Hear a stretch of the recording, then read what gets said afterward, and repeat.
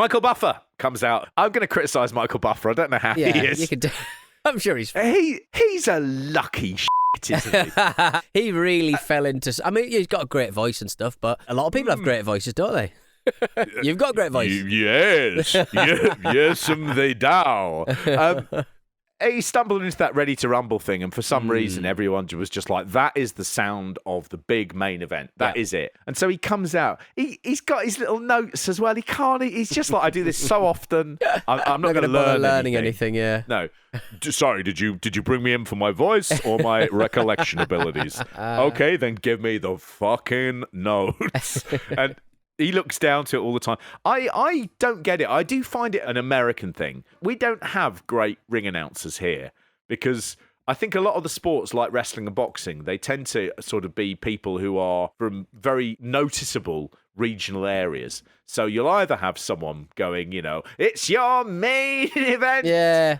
Or you'll have someone go, ladies and gentlemen, it is the main event of the evening. And it's very hard in Britain to actually do big wrestling announcement and it not sound like you're either from Essex or Preston. Yeah. There's boxing and kind of like pugilist sport razzle dazzle is very American and weirdly. And when you hear like, I still, when I watch like local wrestlers speak in their accent, in their accent, I sort of go, I'm sure you'll probably get on the roster in America, but I mean, I just don't think, I don't know, man, like accents. I think it's slightly like when they're sort of like the WWE had a big thing about saying if you are a performer from Mexico, a performer from Japan or India, you will have to learn to speak English. Yeah. And I think there is a thing to be said that you sort of go, if you're an English wrestler, you will have to learn to speak American. Yeah. It's the old Davey boy, I'm coming for you, but and they're just like, right, okay. Yeah. He can win it in Wembley, but then a month later it's got to come off him. It's got to come off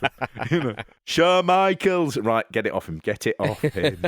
And what a thrill it was for me to win the belt in my home country in Wembley Stadium in front of 83,000 people at SummerSlam.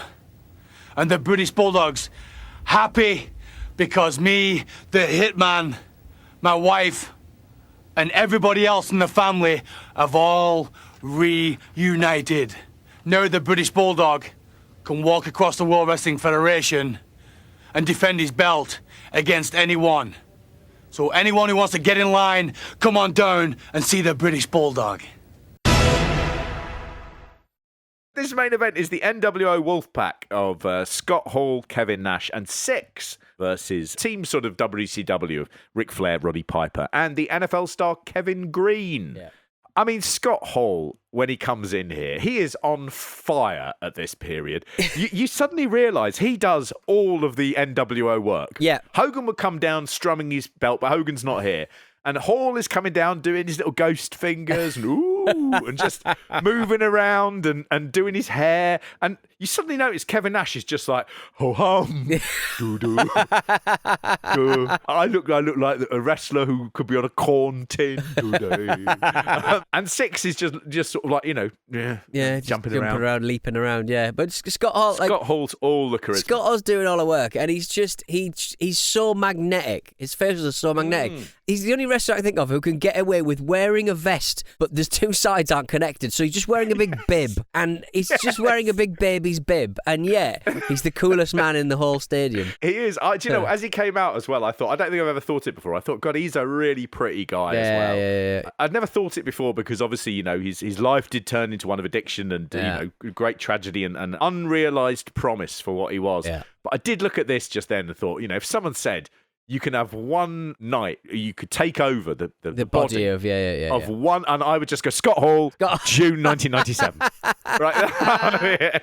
I'd go Nash because I'd be cleaning so many tops of doors in my house, which are always dusty, and my little cobweb remover. You wake up, you're Kevin Nash, and then you have to try and get a flight It's going to get you back to your house in England quick enough. Painful, yeah. Yeah, get to do 30 minutes of the tops gnashing. of doors. That's all you need. Yeah, that's all you need. Fine. Fine. Buffer describes X-Pac as 220 pounds of disrespect, which I love. That was great. I'm going to steal that. Kevin Greene comes out to an absolute monster roar. He was a NFL player for the Carolina Panthers, who are the local lads. This would have been an even better reaction had they not just seen a massive NFL player before, I think. But he is, at least, if you like, a hometown hero. He immediately is better than White. The moment he pops through those curtains, he is walking and moving and acting like a proper pro wrestler. Yeah. And, I mean, he has an astonishing match. I mean, he just really does. They cut to a Piper coming in, and there's a sudden camera cut to a man in the crowd who looks exactly like the old man from the American Gothic painting. He's easily 80, and he looks surprised and stunned as to why the camera's on him. But the camera sort of does a full sort of like track up of him, of his head. Like look at this guy. Look at this guy. Drink this guy in. I know this isn't why we're here, but drink this guy in. No, wow. You're not going to see many more of these old boys. Look at this Carolina wrestling fan from the 30s. Take him in, lads. Six at this point, he starts working with Flair. So Flair does sort of kick it off. And Six with his tights with Thug on them. He was doing the crotch chop as well long before the New Age Outlaws. Yeah. You know, the Billy Gunn is rockabilly at this time. He is not thinking about crotch chops. He's thinking about the things the Honky Tonk Man is telling him about how to con money out of women.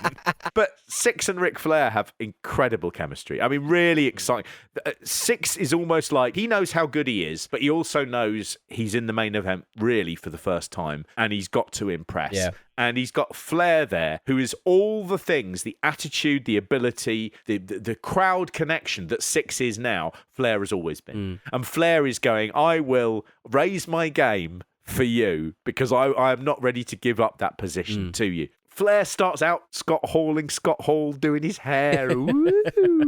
And he looks so delighted, Flair, in this. He's glad to be back. He's glad to be cheered. He's glad to be in the main event. And then in comes Kevin Greene. He's like Mojo Rawley, a very, very annoying character that WWE had for a few years. But it's done with total conviction and real sort of fire.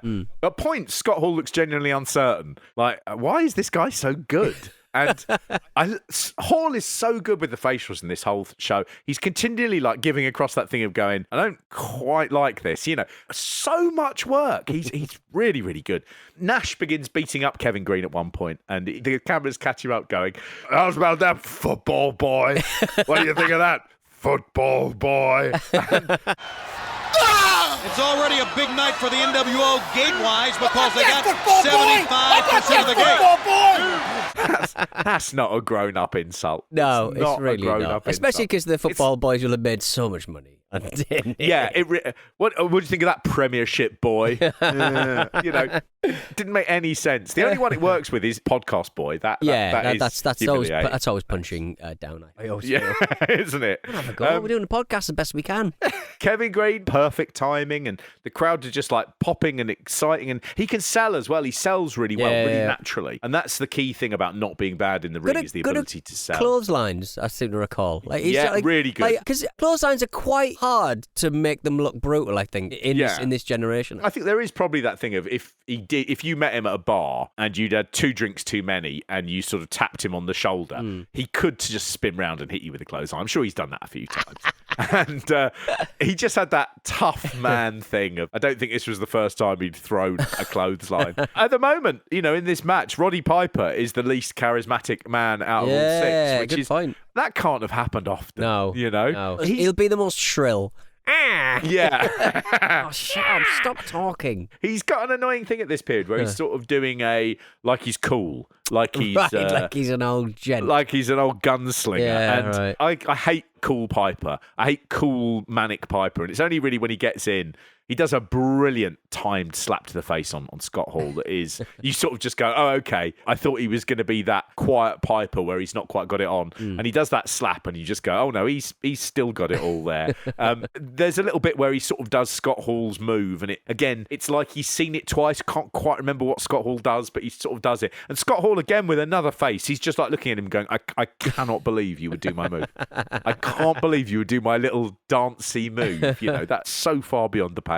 Piper then does a load of crotch humps in one bit where he gets excited, and it's not cool like X-Pac. It's just humping, dirty. like a dog, and you slightly realise the generational thing there as well, where all the crotch chop comes in, and they just do not understand it, where they are just making a sort of like a tunnel with their hands and humping it for it's too like long. watching a dad floss, isn't it? Just that, isn't it, really? One testicle swinging out of the shorts.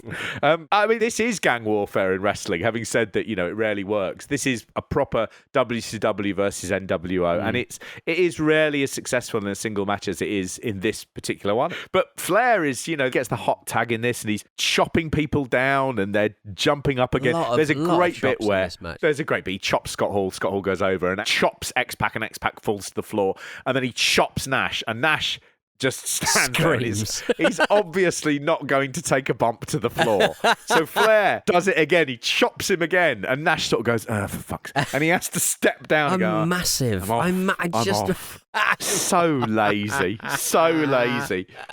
There's a bit at the end, everyone just sort of like starts fighting, and there's that end bit which I loathe, which is everybody gets a pin or a submission at the same time, and everyone taps out as far as the ref is concerned. And the WCW beat the NWO, and it's a huge reception. The commentators do make out this is the biggest victory over the NWO in history, but it's not the first, which is a sort of shame. And they should have held off for that. Piper beat Hogan at Starrcade 96 in a non-title grudge match, which it was a grudge match that they refused to announce wasn't for the title, very dishonestly. Yes, that's right. And then the outsiders of Nash and Hall had lost their tag team belts to Lex Luger and the Giant. So this, in some ways, it's not the key historical bit of the story that it could have been, which is probably why people don't really talk about it. But it is a really, really fun match. The fact that this match is this good, and it has someone who I think had only had, very brief time in the ring before in Kevin Greene, makes it even more special. But Kevin Greene was another of those guys like McMichael who was absolutely in love with wrestling. Yeah. And it was when he began taking part in some WCW matches that he just went, I love this more than anything else. And so what he would do is he would make his occasional wrestling appearances in moments where the NFL schedule allowed him to do so. But in 1997, so after this match, things came to a head because the NFL started putting no wrestling clauses into its contract. Right. They were worried that players would get hurt in the off-season, then they, wouldn't be back for the NFL. So the 49ers, San Francisco 49ers, gave Kevin Greene a 6-year deal in 1997, and it had a no wrestling clause. Greene had to tell WCW he wouldn't be able to continue, but in 1997, at the end of the season, it looked like he was going to be cut, and he began discussing with WCW about coming back and making a full-time jump to wrestling. The problem is the Carolina Panthers then called, and they offered him a 2-year deal that also had a no wrestling clause.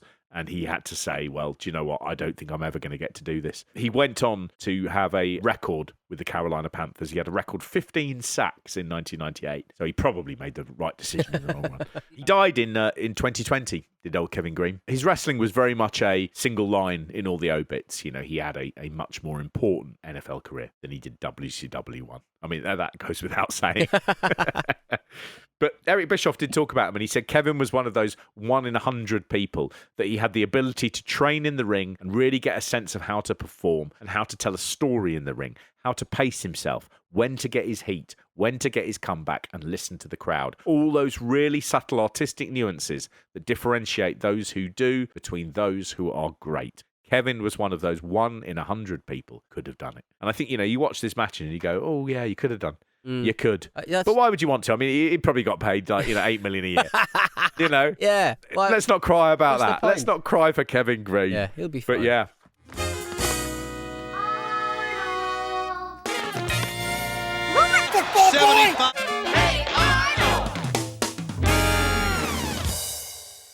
So look, until next time, thank you so much for your support. We really do appreciate it. And we will see you next week. Let's get ready to go home.